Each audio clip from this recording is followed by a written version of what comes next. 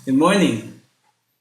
Our message this morning is taken from the first letter of Paul to the Corinthians, chapter 10, verses 23 and 24. First Corinthians, chapter 10, verses 23 and 24. I have the right to do anything, you say, but not everything is beneficial. I have the right to do anything, but not everything is constructive. No one should seek their own good, but the good of others. Magandang umaga po.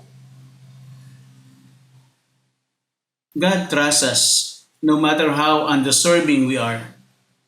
He trusted us so much that God blessed us to be part of the interconnectedness of life. Pwede namang hindi niya likain ng tao matapos likain ng maraming bagay sa mundo. And this is a wonderful blessing that we often not recognize. And to fully notice this grace and amazing gifts, itong ating kaugnayan sa buhay ng iba at sa buhay ng ating kalikasan, ng ating mundo, dapat nating maunawaan. First, that everything belongs to God. Our intelligence, physical abilities, social skills, creativities, and even material wealth. Yes, kahit yung mga yaman na meron tayo, these things belong to God.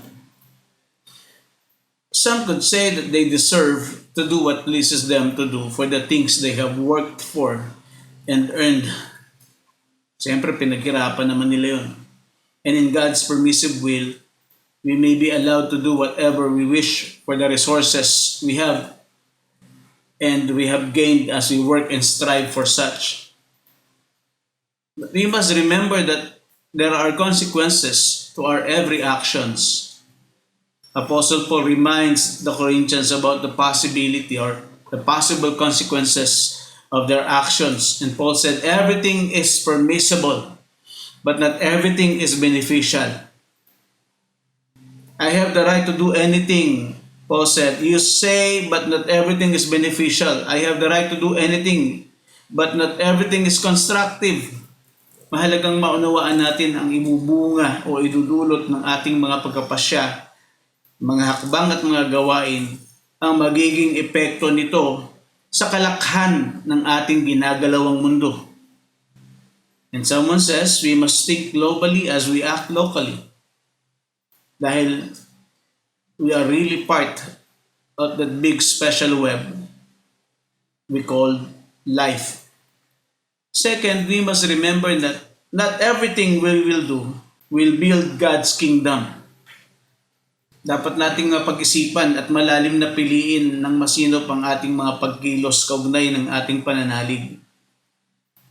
We act with faith, and in righteousness we execute things because our God is gracious and righteous. At hindi lahat ng ating mga ginagawa ay ayon sa kalooban ng isang mapagmahal at makatarungang Diyos. And here in this chapter, Apostle Paul discussed the seriousness of believers' relationship with Jesus Christ. He said in 1 Corinthians chapter 10 verse 21, you cannot drink the cup of the Lord and the cup of demons too.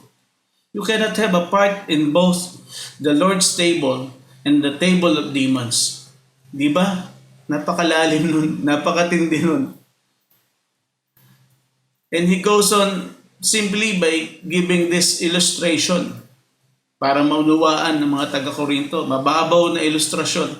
He uses the concept of consuming food, explaining about how believers can indulge into taking food that are offered to the altar, which is offending to others. In a simple principle, Apostle Paul is encouraging the Corinthian believers to always consider the weak among them. Kapag ka natitisod ang isang mananampalataya sa mga bagay na ginagawa mo kahit sa simpleng pagkain lamang, then you should not do that, no? Sa harapan nila. This is also the principle, one of the principles in the Bible, that the strong should adjust to the weak. And that's the reason why in 1 Corinthians chapter 10 verse 24, Apostle Paul said, no one should seek their own good, but the good of others.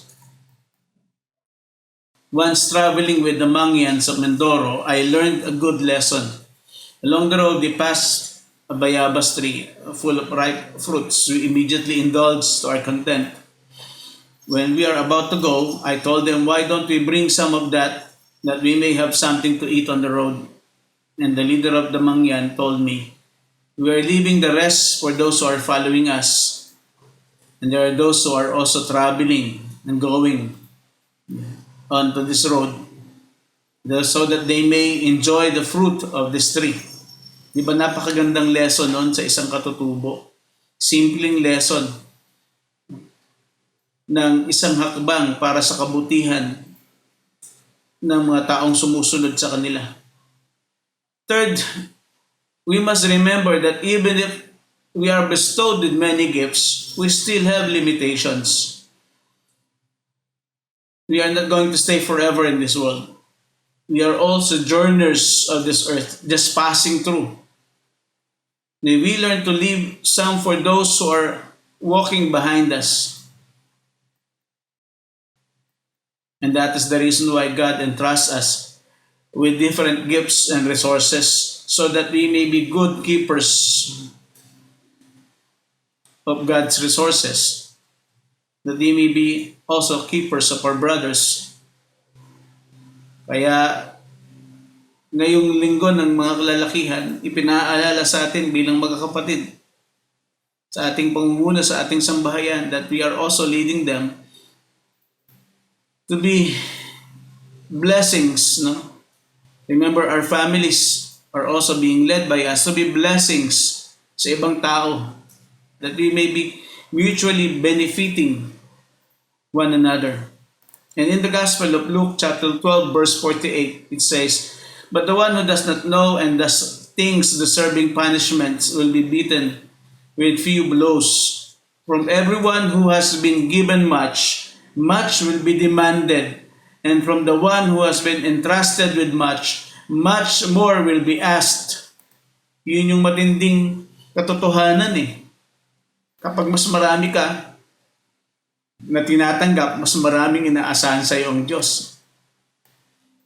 While much is demanded by God from those who have more, the truth of the matter is, not only the strong are the ones that should benefit others.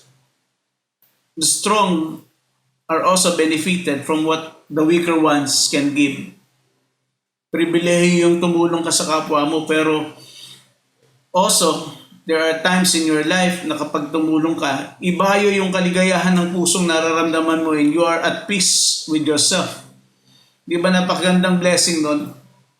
When we take care of people, people will take care of us. When we take care of our natural resources, our natural environment will be our stewards.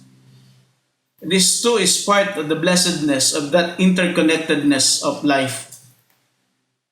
So once concern today goes beyond good stewards, lampas pa doon sa pagiging mabuting katiwala. Mabuting katiwala tayo ng ating kapwa, mabuting katiwala tayo kung tayo kalalakihan ng kalalakihan, kung kababaihan ng kababaihan. Mabuting katiwala tayo ng ating kalikasan. Today, we are challenged to live a life of righteousness, and it starts with how we deal with one another. Weak or strong, rich or poor, we are to be righteous. God entrusts us gifts and resources to us for God's purposes.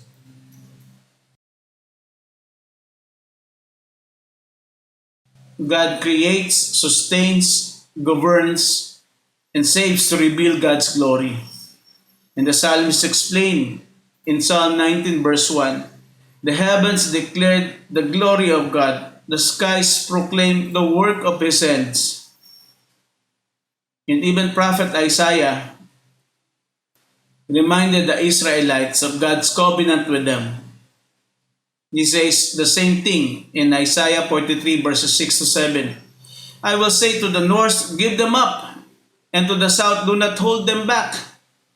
Bring my sons from afar and my daughters from the ends of the earth, everyone who is called by my name, whom I created for my glory, whom I formed and made. This is God's goal, God's plan for eternity. to purposely design creation and all of His history for God's glory. Kaya yung ginagawa natin para sa sangkatauhan, no, for the sake of others, ay para rin sa kaluwalhatian ng Diyos. And even Jesus' work of redemption is designed by God for the sake of humanity. According to Apostle Paul in Romans chapter 9 verse 23, in order to make known the riches of His glory for vessels of mercy, which He has prepared beforehand for glory. Romans 15:7-9. Accept one another then, just as Christ accepted you, in order to bring praise to God. For I tell you that Christ has become a servant of the Jews on behalf of God's truth, so that the promises made to the patriarchs might be confirmed, and moreover, that the Gentiles might glorify God for His mercy, as it is written, therefore I will praise you among the Gentiles, and I will sing the praises of your name. Dito sinasabi ni Pablo, kahit Hudyo ka, you can create something beautiful para sa buhay ng mga hintil. Sinasabi ni Pablo sa mga taga-Roma, it is really for God's glory alone. Soli Deo Gloria, for God's glory alone. When speak of God's glory, we do not treat it as something God possess. It is different from God's self. God's glory is the radiance of the worth and beauty of greatness of God. The godness of God manifests to be spiritual seen and savored and shown by His redeemed people.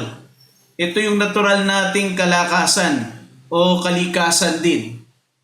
That when we are doing the right thing for the sake of others, we're actually manifesting the glory of God.